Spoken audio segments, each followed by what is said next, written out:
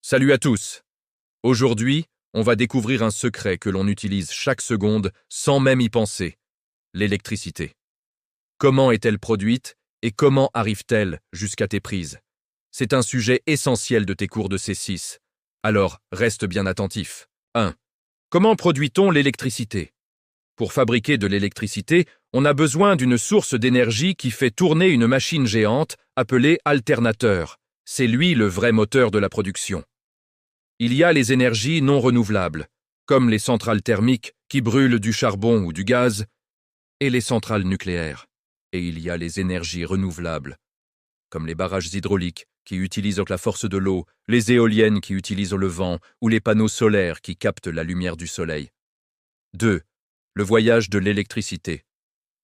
Une fois produite, l'électricité voyage à travers de grands câbles en métal que l'on appelle des lignes à haute tension. Elle traverse tout le pays pour arriver jusqu'à ton quartier, puis dans ton tableau électrique. 3. Les utilisations à la maison, l'électricité domestique.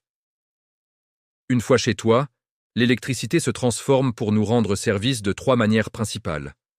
La lumière, c'est ce qui permet d'éclairer tes lampes et tes écrans. La chaleur, elle est utilisée pour le chauffage, le four ou le chauffe-eau. Le mouvement, grâce aux moteurs électriques, elle fait tourner le tambour du lave-linge, le ventilateur ou le mixeur de la cuisine. 4. Attention à la sécurité. L'électricité domestique est très utile, mais elle peut être dangereuse. Il ne faut jamais toucher une prise avec les mains mouillées ou utiliser un appareil dont le fil est abîmé. Le corps humain conduit l'électricité, et cela peut provoquer une électrocution. Conclusion. L'électricité est une énergie précieuse qu'il faut économiser pour protéger notre planète. Éteindre la lumière en sortant d'une pièce, c'est déjà un super geste. Et toi, quel appareil utilises-tu le plus à la maison? Dis-le moi en commentaire. N'oublie pas de t'abonner pour devenir un pro des sciences en C6.